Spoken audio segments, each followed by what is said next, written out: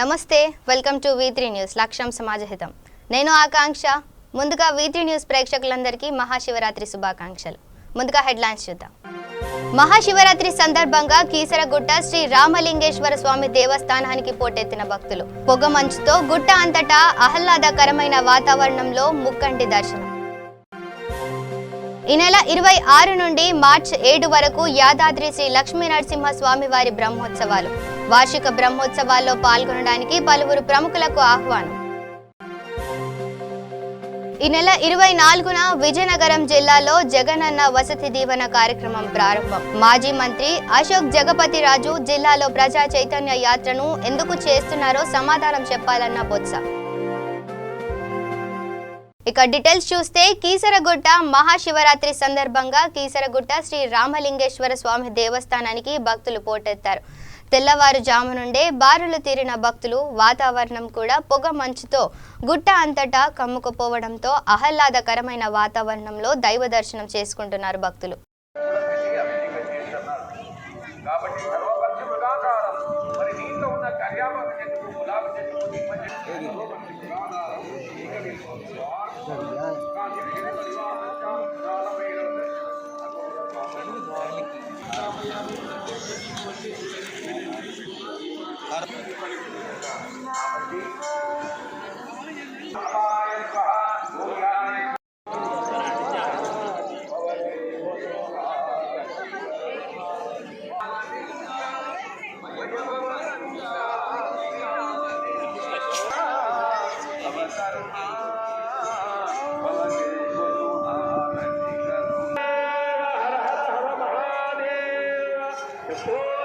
ఇక ప్రముఖ పుణ్యక్షేత్రం యాదాద్రి శ్రీ లక్ష్మీ నరసింహ స్వామి వారి సన్నిధిలో ఈ నెల 26వ తేదీ నుండి వార్షిక బ్రహ్మోత్సవాలు జరగనున్నాయి. 26 నుండి మార్చి 7వ తేదీ వరకు బ్రహ్మోత్సవాలు కొనసాగనున్నాయి. 26న స్వస్తి వాచకంతో ప్రారంభమైన మార్చి 7వ తేదీ శతఘట్టాభిషేకంతో పరిసమాప్తం కానున్నాయి. మార్చి 3న ఎదుర్కోళ్లు, 4న కళ్యాణం, 5న రథోత్సవం జరగనున్నాయి. వార్షిక బ్రహ్మోత్సవాల్లో పాల్గొనడానికి పలువురు ప్రముఖులకు ఆహ్వానం అందించామని ఆలయ అధికారులు తెలిపారు. 6వ తారీఖున స్వస్తి వాచనంతో ప్రారంభం కానున్నాయి. ఈ కార్యక్రమంలో భాగంగా మార్చి 3వ తారీఖున స్వామివారి ఎదుర్కోలు ఉత్సవము, 4న స్వామివారి తిరుకళ్యాణము, 5వ తారీఖున రథోత్సవము, మిగతా కార్యక్రమాలన్నీ కూడా వైభవంగా నిర్వహించడానికి అన్ని ఏర్పాట్లు చేయడం జరుగుతుంది. ఇప్పటికే ప్రధాన అర్చకులు వారు యాజ్ఞికులని, అలంకార స్వామిని, పారాయణదారులను అందరినీ కూడా ఆహ్వానించడం జరిగింది. అదేవిధంగా ఆలయ సిబ్బంది అందరూ కూడాను స్వామివారి కైంకర్యానికి అవసరమైన పూజా సామాగ్రి ఇత్యాది ఏర్పాట్లన్నీ కూడా చేయడం జరుగుతోంది. ఇంజనీరింగ్ విభాగం వారు ఇప్పటికే రంగులు వేయడము, అదేవిధంగా విద్యుత్ దీపాల అలంకరణకు కావాల్సిన ఏర్పాట్లు చేయడం జరుగుతుంది. ఎండాకాలం దృష్ట్యా పందిళ్లు వేయడం కూడా మొదలు పెట్టాము. కాబట్టి భక్తులందరూ కూడా ఎలాంటి ఇబ్బంది లేకుండా స్వామివారి ఉత్సవాల్లో పాల్గొనడానికి అన్ని ఏర్పాట్లు చేయడం జరుగుతుంది. అందరూ కూడా స్వామివారి వార్షిక బ్రహ్మోత్సవాల్లోని అన్ని కార్యక్రమాల్లో పాల్గొని స్వామివారి ఆశీర్వచనాన్ని పొందాల్సిందిగా కోరుతున్నాను. అదేవిధంగా ఇప్పటికే ప్రముఖులందరికీ కూడా ఆహ్వాన పత్రికలు ఇవ్వడం జరిగింది. లక్ష్మీనరసింహ దేవస్థానం వార్షిక బ్రహ్మోత్సవాలు ఈ నెల 26వ తారీఖు నుంచి పాల్గొన శుద్ధ తదియ నుండి మార్చి 7వ తారీఖు వరకు పాల్గొన శుద్ధ ద్వాదశి వరకు నిర్వహించడం జరుగుతుంది. ఇటు ఉత్సవాలు మహావైభవంగా 11 రోజుల పాటు నిర్వహించడం జరుగుతుంది. అందులో భాగంగా 26వ తారీఖు బుధవారం స్వామివారికి ఉదయం స్వస్తివాచనం ప్రారంభమవుతుంది. సాయంకాలం ఉత్సంగ్రహణం, అంకురార్పణ, యాగశాల ప్రవేశం ఉంటుంది. 2వ రోజు గురువారం స్వామివారికి ధ్వజారోహణం, గరుడముద్ద కార్యక్రమం ఉంటుంది. రాత్రి 8 గంటలకు దేవతాహ్వానం, 30 దేవతలను కూడా ఆహ్వానించి స్వామివారి కళ్యాణోత్సవంలో 11 రోజులు ఉండవలసిందిగా వారిని కోరటం జరుగుతుంది. అదేవిధంగా 3వ తారీఖు నాడు స్వామివారికి ఎదుర్కోడు ఉత్సవం బాలాలయంలో నిర్వహించడం జరుగుతుంది. 4వ తారీఖు కళ్యాణం ఉత్సవమూర్తులకు బాలాలయంలోనే కళ్యాణం జరిగే ప్రాంతంలోనే ముఖ్య అతిథుల సమక్షంలో స్వామివారికి మహా వైభవంగా కళ్యాణం నిర్వహించడం జరుగుతుంది. రాత్రి 8 గంటలకు స్వామివారికి మన స్కూల్ గ్రౌండ్లో వైభవ కళ్యాణ మహోత్సవం కూడా భక్తుల సౌకర్యార్థం ఏర్పాటు చేయడం జరుగుతుంది. 5వ తారీఖు స్వామివారికి రథోత్సవం కూడా నిర్వహించి ఇందులో భాగంగా ప్రతిరోజు ఉదయం స్వామివారికి, సాయంకాలం అలంకార సేవలు, వాహన సేవలు మన పత్రికలో ప్రింట్ చేసిన ప్రకారంగా ప్రతి ఉత్సవాన్ని కూడా నిర్వహించడం జరుగుతుంది. ఇటు ఉత్సవాల్లో 50 మంది ఉభయ రాష్ట్ర తెలుగు ప్రజలు, భారతదేశంలో ఉండే అందరూ కూడా ఈ ఉత్సవాల్లో కొంతమంది పాల్గొని వారంతా తరిస్తున్నారు. ఈ విధంగా ప్రతి సంవత్సరం కూడా జరిగే ఉత్సవాలకు దేవస్థానం వారు కూడా అన్నదాన కార్యక్రమాలు, సంస్థ కార్యక్రమాలు కూడా ఏర్పాటు చేయడం జరుగుతుంది. సుమారు 70 మంది వృత్తికులతోటి ఇటు ఉత్సవాలు నిర్వహించడం. అందులో యాజ్ఞికులు, అలంకారం స్వాములు, పారాయణికులు, వేద పండితులు కూడా ఈ కార్యక్రమంలో పాల్గొంటున్నారు. అందరూ కూడా గత సంవత్సరం మాదిరిగా పారితోషికాలు కూడా ఇవ్వడం జరుగుతుంది. కావున భక్తులందరూ కూడా విశేషంగా స్వామివారి ఉత్సవాల్లో పాల్గొని సేవించి తరించవలసిందిగా కోరుతున్నాం. జయ శ్రీమన్నారాయణ. కారంపూడి నరసింహాచార్యులు. ఇక శివరాత్రి పర్వదినం సందర్భంగా ఖమ్మం జిల్లా పాలేరు నియోజకవర్గ పరిధిలోని శివాలయాలు శివనామ స్మరణలతో మారుమ్రోగాయి. కుసుమంచిలోని గణపేశ్వర ఆలయం, తీర్థాలలోని సంగమేశ్వర ఆలయాల్లో వేకువజాము నుంచే భక్తులు తాకిడి పెరిగింది. జిల్లాలోని వివిధ గ్రామాల నుంచి వచ్చిన భక్తులు శివాలయంలో ప్రత్యేక పూజా కార్యక్రమాలు నిర్వహించారు. భక్తులకు ఎటువంటి అసౌకర్యం కలగకుండా దేవాదాయ శాఖ, పోలీస్ శాఖ అన్ని ఏర్పాట్లు చేశారు. శివరాత్రి పర్వదినాన పలువురు ప్రముఖులు శివాలయంలో ప్రత్యేక పూజలు నిర్వహించారు.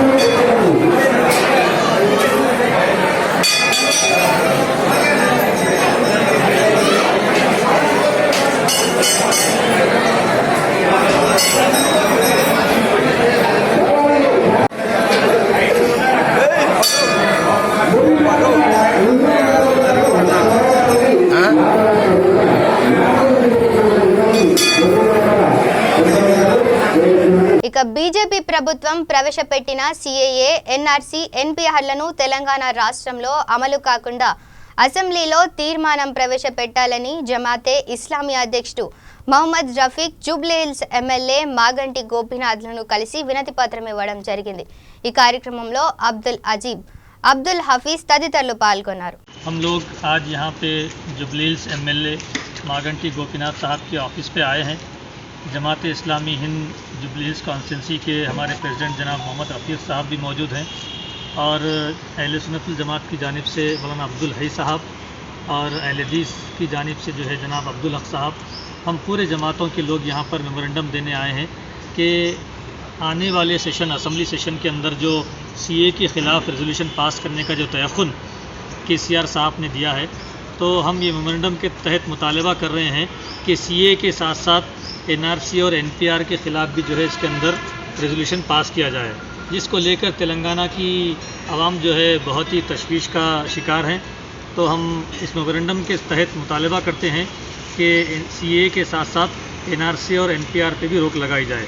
और ये जो मेमोरेंडम पेश करने का सिलसिला है, ईसाई और जमात इस्लामी की जानिब से तमाम MLAs तक हम पहुँच रहे हैं और उनसे मुलाकात कर रहे हैं और उनसे गुजारिश कर रहे हैं कि वो असम्बली सेशन में जो है इसके ऊपर आवाज़ उठाएं। और मागंटी गोपीनाथ साहब ने भी हमें तयख़ुन दिया है कि हमारे मेमोरेंडम के तहत वो असम्बली सेशन के अंदर CA के साथ साथ NRC और NPR पे भी जो है आवाज़ उठाएंगे और उसके ऊपर रोक लगाने की हद तक इम्कान जो है कोशिश करेंगे। మేము student Islamic organisation of India తరఫు నుంచి వచ్చినాం. మాది హైదరాబాద్ నార్త్ డివిజన్. మేము ఇక్కడ ఎమ్మెల్యే మగాంటి గోపీనాథ్ దగ్గర వచ్చినాం, ఆయనతో కలిసినాం, మెమోరెండం సబ్మిట్ చేయడానికి వచ్చినాం. ఆయనతో చాలా డిస్కషన్ అయింది. ఆయనకి ఈ CA, NRC, NPR గురించి మాట్లాడినాం. NPR ఒక NRCకి ఫస్ట్ స్టెప్. సో NPR ఇది సెంట్రల్ గవర్నమెంట్ ఒక స్ట్రాటజీ. ఆయన ఎన్పిఆర్ స్టేట్ గవర్నమెంట్ వచ్చే మంత్లో ఇది ప్రాసెస్ అవుతుంది. సో మా రిక్వెస్ట్ ఎమ్మెల్యే గారితో ఏమంటే అసెంబ్లీలో ఎన్పిఆర్ అగేన్స్ట్గా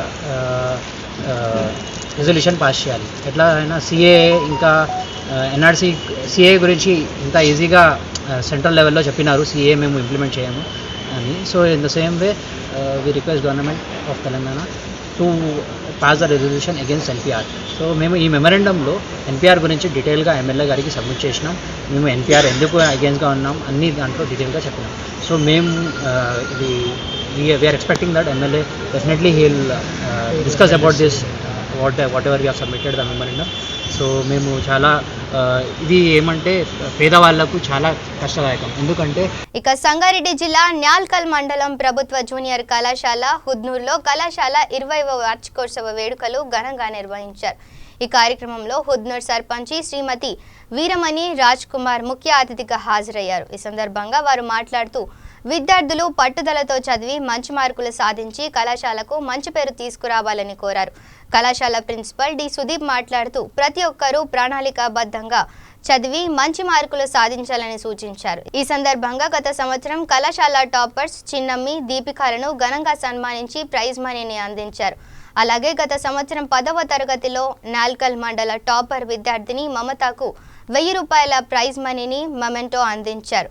ఆటల పోటీల్లో గెలుపొందిన విద్యార్థులకు బహుమతులను ప్రదానం చేశారు. అనంతరం విద్యార్థులు ప్రదర్శించిన సాంస్కృతిక కార్యక్రమాలు అలరించాయి.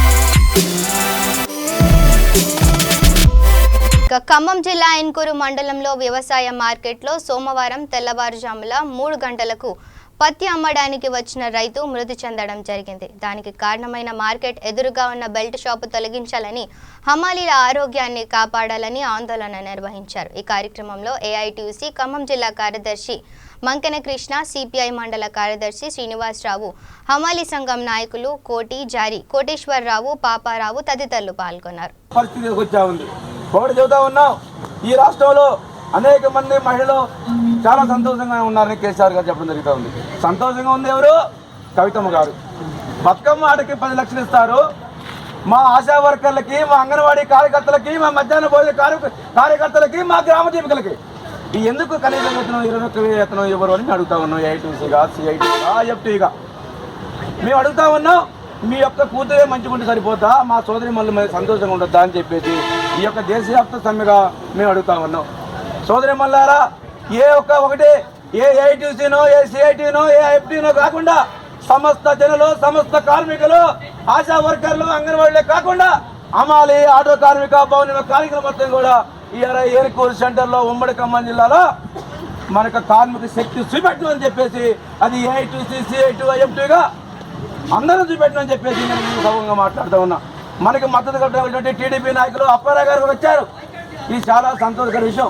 రాబోయే రోజుల్లో కార్మికుల్ని ఇష్టానుసారంగా ఏనుకూరు మండలంలో తను ఇష్టానుసారంగా తీసుకోవడానికి, పెట్టుకోవడానికి ఎవరు సొత్తు కాదని చెప్పేసి ఏఐటీసీగా, సిఐటీగా, ఐఎఫ్టీగా, టీఎన్టీసీగా మేము చెబుతా ఉన్నాం. ఆశా వర్కర్లు ఇష్టం వచ్చి తీసుకోవచ్చు, ఇష్టం వచ్చి పెట్టుకోవచ్చు. మధ్యాహ్న భోజన కార్మికులు ఇష్టం వచ్చి తీసుకోవచ్చు, ఇష్టం పెట్టుకోవచ్చు. ఆ అంగన్వాడీ వాళ్ళ మీద అనేక రకాలుగా చూస్తున్నాం. ఏనుకూరు మండలం ఆర్ఎస్ఎస్ భావజాలం కేంద్రంలో మోడీ ప్రభుత్వం యుద్ధం చేస్తూ ఉంటే ఈ కార్మికులపై ఏనుకూరు మండలంలో చాలా మంది ఆర్ఎస్, బజరంగ దళ కార్యకర్తలు, అంగన్వాడీ కార్యకర్తల మీద చూస్తూ ఉన్నాం. ఒకసారి పరిశీలించని చెప్పేసి ఈ యొక్క జాతీయ సమితిని మాట్లాడుతున్నాం. కళ్ళంలో నీళ్లు పెట్టిస్తే ఈ మోడీ ఒక్కసారి మా సోదరి మళ్ళీ బాధపడి వినిపించుకోండి. మీరు కార్పొరేట్ సంస్థలకు ఒక అమ్మాయి కాదు, డబ్బులు ఎగ్గొట్టిపోయిన అజిత్ మాల్యాన్ని మర్చిపోయారని అడుగుతా ఉన్నాం. ఎన్ని కోట్లు ఎగ్గొట్టిపోయారు? మరి అజిత్ పాలన ఏం చేశారు? అమ్మాయిపై ఏం చేస్తారు? ఇలా అభివృద్ధి చెందింది ఏంటంటే ఏనుకూరు మండలంలో రోడ్డు పక్కన బెల్ట్ షాపులు, మండలంలో బెల్ట్ షాప్ అభివృద్ధి చెందింది. ఎందుకంటే ఆయన తాగుతారు కాబట్టి. ఆయనతో పాటు సోదరులారా, మొత్తం తెలంగాణ రాష్ట్రం మొత్తం బెల్ట్ షాపులు చూశారు. ప్రియాంక రెడ్డిపై దాడి జరిగింది బెల్ట్ షాపులోనే. ఈ తెలంగాణ రాష్ట్రంలో బెల్ట్ షాపులు పనిచేశారా? లేదు. మన యొక్క మిత్రులు, తమ్ముళ్ళు, అన్నలు మధ్యమత్తులో ఉంటే ఈ రాష్ట్ర ప్రభుత్వం తన ఇష్టానుసారంగా పాలన చేసుకోవాలంటే ఈ ఏఐటీసీ, సిఐటీ, ఐఎఫ్టీ, టీడీపీ చూడటానికి సిద్ధం చెప్పేసి మీ యొక్క మా సోదరు తరఫున ఏం చేస్తా ఉన్నా. రాబోయే రోజుల్లో ప్రభుత్వం, రాష్ట్ర ప్రభుత్వమే కాదు, కేంద్ర ప్రభుత్వమే కాదు, ఆ మహిళ అంటే ఒక మహిళకే కాదు, అందరూ కూడా ఆరోగ్యంగా ఉండాలి కోరుకుంటూ కనీస వేతనం పంచాయతీ గుమ్మస్తానికి 8,000 చెప్పారు. జీతం నెలలు వచ్చింది. ఎమ్మెల్యేకి 2,50,000 జీతం వచ్చినప్పుడు మా మధ్యాహ్న భోజన కార్మికులకి 1000 రూపాయలు ఇస్తే అక్క వచ్చేది నెలలు వస్తున్నాయా? ఈ ఎంఈఓ మాట్లాడతాడు. ఈ ఎంఈఓ డబ్బులు ఏమంటారు? ఎంఈఓకి నేను అన్నాను 1,00,000 రూపాయలు చాలా వస్తుంది. నా మీద మన గవర్నమెంట్ ఆయనకి నెల జీతం 1,00,000 రూపాయలు రావచ్చు. వీళ్ళకి వచ్చే 10 రూపాయలు రాశారు కాదు. మీ అందరూ సమస్యగా ఉండండి, ఏ యూనియన్లో ఉండండి, కలిసి ఉద్యమాలు చేద్దామని చెప్పి తెలియజేసుకుంటూ నాకు అవకాశం నా సోదరి మళ్ళందరికీ ఏఐటీసీ తరఫున, ఏనుకూరు మండలం తరఫున ప్రత్యేకత తీసుకుంటూ జరుగుతున్న సోదరి మళ్ళారు చెబుతున్నాను. ఎందుకంటే ఈ మోడీ ప్రభుత్వం ఒక ముస్లింస్కే కాదు, ఒక క్రిస్టియన్స్కి, ఒక కమ్యూనిస్టులకి, ఒక ముస్లింస్కి పూర్తి వ్యతిరేకం చేస్తుంది. కాబట్టి మనం అందరం ఐక్యం కావాల్సిన అవసరం ఉంది. ఇంకొక విషయం చెబుతున్నాను. ఈ దేశానికి స్వతంత్ర పోరాటం చేసినప్పుడు ఈ మోడీ లేదు, ఈ ఆర్ఎస్ఎస్ లేదు, ఈ బజరంగ దళ్ లేదు. ఆ రోజు ప్రాణాలు పోయింది కమ్యూనిస్టులు, కాంగ్రెస్ పార్టీ, ముస్లిం సోదరులని చేయడాన్ని మీ అందరినీ తెలియజేస్తా ఉన్నాను. రాబోయే రోజుల్లో అది ముస్లింస్ ఉద్యమానికి కమ్యూనిస్టులు అవసరం చేయాలా. కమ్యూనిస్టు ఉద్యమం అందరూ కలిసి చేస్తేనే మన కమ్యూనిస్టులపై కక్ష కట్టారు, ముస్లింస్పై కక్ష కట్టారు. దేశం మొత్తం ఆర్ఎస్, బజరంగ దళ ఒక దేశాన్ని కషాయీకరణ చేయాలని చేస్తే ఈ యొక్క వాళ్ళ యొక్క మోడీ ఆలోచనలకి వారికి తిప్పికొట్టాల్సిన అవసరం ఉంది. కాబట్టి మీ అందరికీ నాకు ఈ యొక్క అవకాశం ఇచ్చిన మీ అందరికీ ఇక జగనన్న వసతి దీవెన కార్యక్రమాన్ని ముఖ్యమంత్రి వైఎస్ జగన్మోహన్ రెడ్డి ఈ నెల 24న విజయనగరం జిల్లాలో ప్రారంభిస్తున్నట్లు మంత్రి బొత్స సత్యనారాయణ వెల్లడించారు. రాష్ట్రంలో ప్రతిష్టాత్మకమైన కార్యక్రమాన్ని జిల్లా నుంచి ప్రారంభించడంపై మంత్రి హర్షం వ్యక్తం చేశారు. సీఎం జగన్ పర్యటనకు భారీ ఏర్పాట్లు చేస్తున్నామని తెలిపారు. విజయనగరం పర్యటనలో భాగంగా నూతనంగా ఏర్పాటు చేస్తున్న దిశ పోలీస్ స్టేషన్ను సీఎం జగన్ ప్రారంభించనున్నట్లు మంత్రి పేర్కొన్నారు. అదేవిధంగా కేంద్ర మాజీ మంత్రి అశోక్ గజపతిరాజు జిల్లాలో ప్రజా చైతన్య యాత్రను ఎందుకు చేస్తున్నారో సమాధానం చెప్పాలని డిమాండ్ చేశారు. కేంద్ర రాష్ట్ర మంత్రిగా పనిచేసిన అశోక్ గజపతిరాజు జిల్లాకు ఏ పరిశ్రమని తీసుకువచ్చారో చెప్పాలన్నారు. జిల్లాలో ఉన్న పరిశ్రమలనే గత ప్రభుత్వం మూసివేశారని దుయ్యబట్టారు. పరిశ్రమలను ఏ విధంగా కాపాడుకోవాలో, ఉపాధి ఉద్యోగాలు ఎలా కల్పించాలో తమ ప్రభుత్వానికి తెలుసని హితవు పలికారు. ఎవరిని మభ్యపెట్టడానికి టీడీపీ నేతలు యాత్రలు చేస్తున్నారని మంత్రి బొత్స సత్యనారాయణ ప్రశ్నించారు. ప్రతిష్టాకరంగా చేపడుతున్న ఫ్లాగ్షిప్ ప్రోగ్రాంలో భాగంగా వసతి దీవెన కార్యక్రమాన్ని గౌరవ ముఖ్యమంత్రి గారు జగన్మోహన్ రెడ్డి గారు ఆయన చేతుల మీదుగా ఇక్కడ ప్రారంభోత్సవం చేస్తున్నారు. రాష్ట్రం మొత్తం మీద విజయనగరం జిల్లాకు సంబంధించి ఈ దీవెన కార్యక్రమంలో సుమారు 57,000 మంది విద్యార్థులు ఇది ఆసరాగా వారికి లబ్ధి పొందుతున్నారు. దీని నుంచి ఈ కార్యక్రమం మొట్టమొదటిసారిగా ముఖ్యమంత్రి గారు విజయనగరం జిల్లా వస్తున్న సందర్భంలో మా ఎమ్మెల్యేలు, ప్రజాప్రతినిధులు అందరూ కూడా, ఎంపీలు, ప్రజాప్రతినిధులు అందరూ కలిసి ఒక పెద్ద ఎత్తున ఈ కార్యక్రమం వారు వస్తున్నప్పుడు ఒక రాష్ట్రంలోనే ప్రతిష్టాకరంగా ఉన్న ఒక ఫ్లాగ్షిప్ ప్రోగ్రాం ఇక్కడ లాంచ్ చేస్తున్న నేపథ్యంలో ఈ అవకాశం మాకు వచ్చినందుకు పెద్ద ఎత్తున కార్యక్రమం చేయాలనేది అందరి తాలూకా భావన. దాంతోపాటు వారు పాదయాత్రలో విజయనగరం జిల్లా వచ్చినప్పుడు ఎంతోమంది లక్షలాది మంది జనం ఆయనకు వచ్చి నిరాదరణ పలికారు. ఆయన ప్రభుత్వం రావాలి, ఆయన నాయకత్వం రావాలని అందరూ కూడా కోరుకున్నారు. ఈ నేపథ్యంలో వస్తున్న నేపథ్యంలో వారిని చూడడానికి, వారిని ఏం చెప్తారో వినడానికి ప్రజలందరూ కూడా ఉత్సాహంగా కార్యక్రమం వస్తున్న సందర్భం. వాళ్ళందరికీ ఆయన వద్దామనుకుంటున్నారు అందరికీ కూడా ఫెసిలిటేట్ చేయాలని మా ప్రజాప్రతినిధులు అందరూ కూడా మరి నిర్ణయించుకున్నాం. దాని తగ్గ ఏర్పాట్లు కూడా అన్నీ కూడా చేయాలని, అదేవిధంగా జిల్లా యంత్రాంగం కూడా ఈ జిల్లాకి ఒక రాష్ట్ర వ్యాప్తంగా ఉన్న ఒక కార్యక్రమాన్ని ఇక్కడ లాంచ్ చేస్తున్న నేపథ్యంలో మరి పెద్ద ఎత్తున జిల్లా యంత్రాంగం కూడా ప్రభుత్వం ఉండి ఆ కార్యక్రమం సక్సెస్ చేయాలనేది మరి ఈరోజు సమావేశంలో తీసుకున్న నిర్ణయం. మరి దీంతోపాటు మరి ఇక్కడ దిశ పోలీస్ స్టేషన్ కూడా ఒకటి ఏర్పాటు చేయడం జరిగింది. దాన్ని కూడా మరి ముఖ్యమంత్రి గారు ఆయన పర్యటనలో అయిపోయిన తర్వాత టేకాఫ్ అయ్యాము ఇక్కడ నుంచి మళ్ళీ బయలుదేరే ముందు దాన్ని కూడా ప్రారంభోత్సవం చేస్తారనే విషయాన్ని కూడా మరి తెలియజేస్తున్నాం. సార్, జిల్లాలో టీడీపీ నేతలు ప్రజా చైతన్య యాత్ర చేస్తున్నారు. ముఖ్యంగా ఏదైతే పరిశ్రమలు తరలిపోతున్నాయి, మిలియన్ హౌస్లో ఉన్న సాఫ్ట్వేర్ కంపెనీలు కూడా వెళ్ళగొడుతున్నారు, నిరుద్యోగం ఎక్కువైపోతుంది. ఒక విషయాన్ని జిల్లాలో ప్రజా చైతన్య యాత్ర చేస్తారంటున్నారు మీరు, తెలుగుదేశం పార్టీ. జిల్లాలో తెచ్చిన పరిశ్రమ ఏంటి చెప్పనండి? 5 సంవత్సరాల్లో కానీ లేదు ఈ జిల్లాలో తెలుగుదేశం పార్టీ అధికారం ఉంటున్న నేపథ్యంలో కానీ ఈ జిల్లాకి ఇగో మీ పరిశ్రమ తీసుకొచ్చాం, ఈ జిల్లాకు వచ్చి పరిశ్రమలు నిలబెట్టామని చెప్పనండి. ఉన్న పరిశ్రమలనే మొదలుపెట్టేశారు. ఈ జిల్లాలో అసలు పరిశ్రమ కానీ ఉపాధి అవకాశం లేకుండా చేశారు. చేసి మళ్ళీ ఏ ముఖం పెట్టుకొని తిరుగుతారు, ఏం చెప్తారు? ఎక్కడో ఏదో జరిగిందని తర్వాత చూద్దాం. అవన్నీ కూడా ఏ రకంగా రాష్ట్రం దాన్ని కాపాడుకోవాలో, ఏ రకంగా ఈ నిరుద్యోగం తీర్చాలో అవన్నీ కూడా మాకు, మా ప్రభుత్వానికి, మా నాయకుడికి అందరికి కూడా తెలుసు. ఈ జిల్లాలో ఏం ముద్రించారో చెప్పనండి. చెప్తే ఆ జిల్లాలో కార్యక్రమం చేయడానికి అవుతుంది. ఇగో మేము చేసాం, ఇగో ఈ ప్రభుత్వం వచ్చిన తర్వాత ఇగో ఈ కార్యక్రమం చేస్తుంది, దానివల్ల ప్రజలకు ఇబ్బంది జరుగుతుంది అని చెప్తే ఓకే. ఏమీ లేకుండా ఎందుకండి? ఎవరిని మబ్బు పెట్టడానికి, ఎవరిని మోసం చేయడానికి ఈ కార్యక్రమాలు? మాకు చిత్తశుద్ధి ఉంది, మా ప్రభుత్వానికి ఒక నిశ్చయం ఉంది, ఒక కార్యక్రమం ఉంది మా ముఖ్యమంత్రి గారికి. ఆ ప్రకారం మా తాలూకా కర్తవ్యం ఈ జిల్లాని అన్ని విధాలుగా అభివృద్ధి చేయాలని, ఏదైతే నిరుద్యోగంలో సమస్య ఉందో సమస్య శాశ్వతమైన పరిష్కారం తేవాలనేదే కార్యక్రమం ముందుకెళ్తున్నాం. అందులో లేదు ఎవరైనా చేసుకున్నప్పుడు, ఎవరైనా మాట్లాడడానికి మా విధానం మాది. ఇక శివాజీ జయంతిని పురస్కరించుకొని హైదరాబాద్ పాత బస్తీ సైదాబాద్లో భాగ్యనగర్ ప్రజాహిత సమితి ఏర్పాటు చేసిన బహిరంగ సభలో బీజేపీ అధికార ప్రతినిధి రఘునందన్ రావు కాంగ్రెస్ పార్టీ సీనియర్ నాయకులను మరియు మాజీ ప్రధాన మంత్రి మన్మోహన్ సింగ్, రాజీవ్ గాంధీలను కించపరుస్తూ చేసిన వ్యాఖ్యలకు తీవ్రంగా ఖండిస్తూ సైదాబాద్ పోలీస్ స్టేషన్లో రఘునందన్పై ఫిర్యాదు చేశారు కాంగ్రెస్ పార్టీ సీనియర్ నాయకుడు కొట్ల శ్రీనివాస్. అనంతరం మీడియాతో మాట్లాడుతూ వెంటనే సైదాబాద్ పోలీసులు రఘునందన్పై కేసు నమోదు చేసి అరెస్టు చేయాలని డిమాండ్ చేశారు.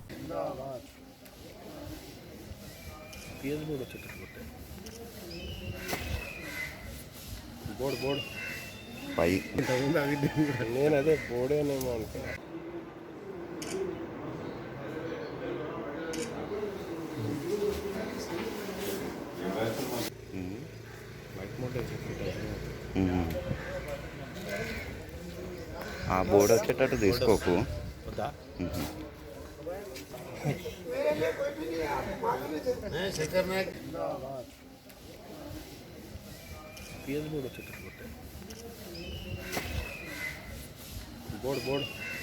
పై నేను అదే బోర్డేనేమో అనుకున్నా.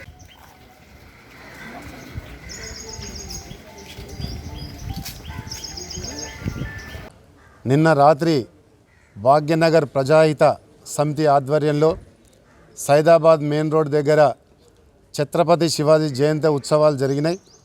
ఆ కార్యక్రమానికి ముఖ్య అతిథిగా విచ్చేసిన బీజేపీ అధికార ప్రతినిధి రఘునందన్ గారు ఆ ప్రాంతంలో ఉన్న సున్నితమైన అంశాలను తెరపైకి తీసుకొస్తూ రెండు వర్గాల మధ్యన చిచ్చు పెట్టే విధంగా తన ప్రసంగాన్ని కొనసాగించారు. ఎందుకంటే సైదాబాద్ ప్రాంతం ఒక సున్నితమైన ప్రాంతము, అది సెన్సిటివ్ ఉన్న ప్రాంతంలో పెట్టిన సభలో ఆయన మాట్లాడము రెండు వర్గాలను మరి చీల్చే విధంగా, మరి మత విద్వేషాలను రెచ్చగొట్టే విధంగా, అదేవిధంగా మరి కాంగ్రెస్ పార్టీ మాజీ ప్రధానులైన రాజీవ్ గాంధీ గారిని, డాక్టర్ మన్మోహన్ సింగ్ గారిని కూడా మరి నరేంద్ర మోడీ కంటే తక్కువని చులకన భావంతో ఆయన ప్రసంగించిన తీరు కాంగ్రెస్ పార్టీ తీవ్రంగా ఖండిస్తున్న ఈ సందర్భంగా నేను వారికి హెచ్చరిస్తా ఉన్నా. ఆ ప్రాంతంలో ఉన్న పరిస్థితులను అర్థం చేసుకోకుండా ఆ ప్రధానులను ఏం త్యాగాలు చేసిరో మరి ఆయనకు తెలియకుండా తెలుసుకొని మాట్లాడవలసిన అవసరం ఉంది. కానీ ఈరోజు మరి దేశంలోని శాస్త్ర సాంకేతిక రంగంలో మరి అగ్రగామిగా ఉన్న దేశాన్ని తీసుకువచ్చిన ఘనత మరి రాజీవ్ గాంధీ అనే సంగతి రఘునందన్ గారు తెలుసుకోవాల్సిన అవసరం ఉంది. అదేవిధంగా డాక్టర్ మన్మోహన్ సింగ్ గారు ప్రధానమంత్రే కాదు, ఈ దేశానికి ఒక ఆర్థిక వక్త, ఆయన ఆర్థిక సంస్కరణ తీసుకొచ్చి ఈ దేశాన్ని మరి స్థూల ఆదాయము భారతదేశంలో ఆ రోజు ఎంత ఉంది, నరేంద్ర మోడీ ప్రధానమంత్రి అయినాక స్థూల ఆదాయం ఎంత ఉంది, ప్రపంచ బ్యాంకు నిధులు ఆ రోజు ఎన్ని వచ్చినాయి, ఈ రోజు ఎన్ని వచ్చినాయి తెలియని మూర్ఖుడు రఘునందన్ రావు అని ఈ సందర్భంగా నేను వారికి తెలియజేస్తూ ఉన్నాను. అదేవిధంగా మాట్లాడే ముందు నోరు ఉందని మైక్ ఉందని ఇష్టం వచ్చినట్టు మాట్లాడితే కాంగ్రెస్ పార్టీ నాయకులను కానీ కాంగ్రెస్ పార్టీ కార్యకర్తల మీద విష ప్రచారం చేస్తే స్వర్గీయ రాజీవ్ గాంధీ కుటుంబము ఈ దేశానికి చేసిన సేవ. ఇక నిర్మల్ జిల్లా కుబీర్ మండలం పాత సావ్లి గ్రామంలో అగ్ని ప్రమాదం సంభవించింది. ఈ ప్రమాదంలో బండి రామదాసు అనే వ్యక్తి ఇల్లు దగ్ధమైంది. 3 లక్షల ఆస్తి నష్టం జరిగినట్లు అంచనా వేస్తున్నారు గ్రామస్తులు. మంటలను అదుపులోకి తెచ్చి ప్రాణ నష్టం జరగకుండా కాపాడారు.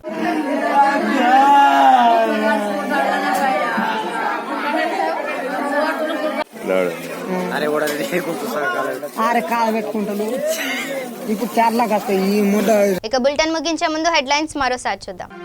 మహాశివరాత్రి సందర్భంగా కీసరగుట్ట శ్రీ రామలింగేశ్వర స్వామి దేవస్థానానికి పోటెత్తిన భక్తులు. పొగమంచుతో గుట్ట అంతటా ఆహ్లాదకరమైన వాతావరణంలో ముక్కంటి దర్శనం.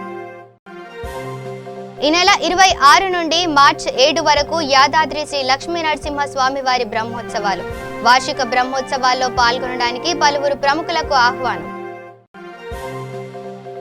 ఈ నెల 24న విజయనగరం జిల్లాలో జగనన్న వసతి దీవెన కార్యక్రమం ప్రారంభం. మాజీ మంత్రి అశోక్ జగపతి రాజు జిల్లాలో ప్రజా చైతన్య యాత్రను ఎందుకు చేస్తున్నారో సమాధానం చెప్పాలన్న బొత్స. ఇవి bulletin updates. Stay tune to V3 news. లక్ష్యం సమాజ